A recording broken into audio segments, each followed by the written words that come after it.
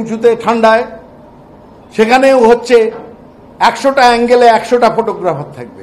আমরা তো পরে জানতে পারছি আলো ফেলবে এমন ভাবে যে যেন উৎকৃষ্ট ফটোগ্রাফি হয়।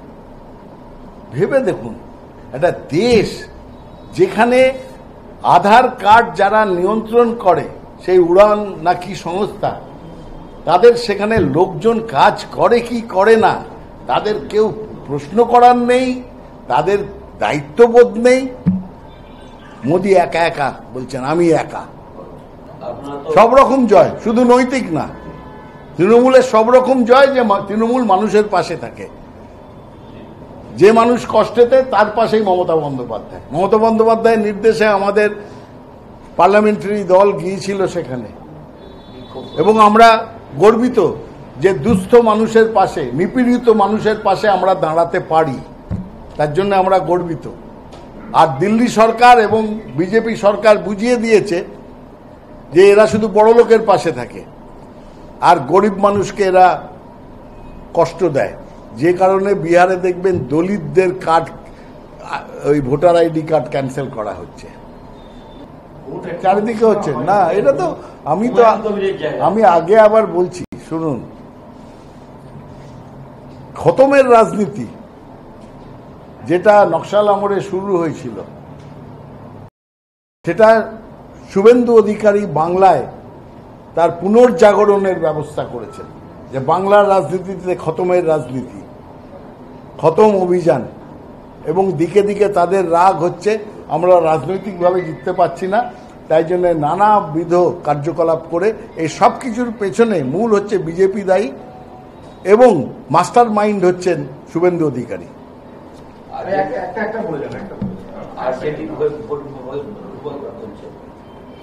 দেখুন, আরজেডি ভোট বয়কট করবেন বিহারের ব্যাপার, তারা তাদের দিক থেকে সিদ্ধান্ত কি নেবেন সেটা তাদের ব্যাপার, আমরা এই বিষয়ে মন্তব্য করব না।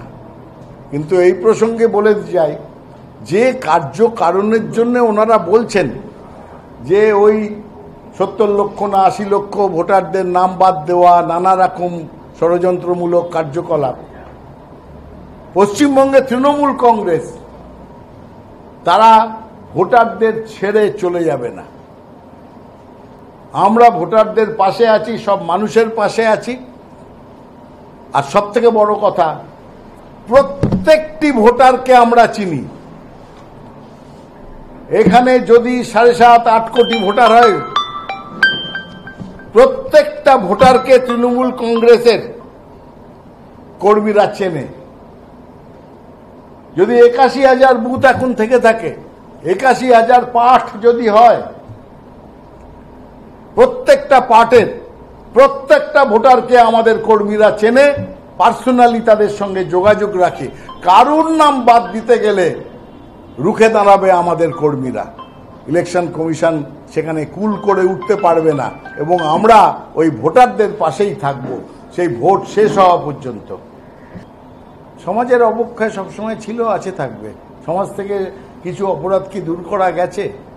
মনুষ্য সভ্যতার তো দীর্ঘদিন চলে গেছে। আপনি খুন বন্ধ করতে পেরেছে কেউ? ধর্ষণ বন্ধ করতে পেরেছে? চুরি বন্ধ করতে পেরেছে? মানুষের লোভ আটকাতে পেরেছে? সব কিছু দেখুন, রাজনৈতিকভাবে দেখতে গেলে প্রথম দেখতে হবে মানুষকে নিয়েই রাজনীতি, মানুষকে নিয়েই মনুষ্য সভ্যতা, মানুষকে নিয়েই হচ্ছে সামাজিক অবস্থান। সেই সমাজের মধ্যে ভালো মন্দ মিশিয়ে সব রকম আছে, এবং সেই অবস্থানে বেশ কিছু জায়গা আছে সামাজিক অবক্ষয়ের, এবং সেটা উন্নয়নের সঙ্গে সঙ্গেও সেই অবক্ষয়ও আগে বাড়ছে। একদিকে আমরা যেরকম উন্নয়ন করছি, তার সঙ্গে সঙ্গে আপনি যেটা বললেন, অর্থের লোভ, চাকরির লোভ, অন্য সব লোভ দেখিয়ে তাদেরকে উস্কানো হচ্ছে, তাদের নিয়ে অসাধু কাজ করানো হচ্ছে। এবার বলুন তো, সাধারণ সমাজ থেকে লোভ কি করে দূর করা যায়? সাধারণ সমাজ থেকে রাগ কি করে দূর করা যায়? সাধারণ সমাজে মানুষের মন থেকে হিংসা কি করে দূর করা যায়? এর কি কোনো ওই রেডিমেড ওষুধ আছে, বা কেউ বলতে পারবে? যে আমি এটাকে দূর করে দিতে পারবো মানুষের মধ্যে থেকে লোভ, রাগ, হিংসে ইত্যাদি? মানে এই কথাটা, এটা সোনার পাথর বটির মতন তো কথা। তার মানে কি তিনি সারা বাংলাতে তৃণমূল করবেন আর নিজের জেলাতে আর একটা নতুন পার্টি করবেন জেলার নেতাদের উপর রাগ করে? হয় নাকি? এটা কি বলছেন নিজেই আমি হয়তো ভালো করে ভাবেননি।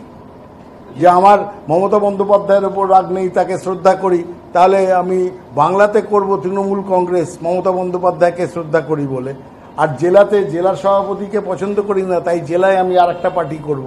এরকম কি কথা বলতে চাইছেন? আমি বুঝতে পারিনি ওনার কথার অর্থ। যাই হোক, এটা ওনার কথা, ওনার কথার উপর ট্যাক্সও নেই, বাধাও নেই, বলার বলেছেন।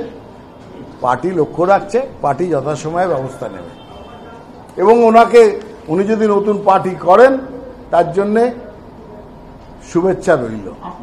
না না, আমি তো নেতা, আমি নিজেই নিজেকে মনে করি না, তো ওনাকে মানতে হবে। কে বলছে?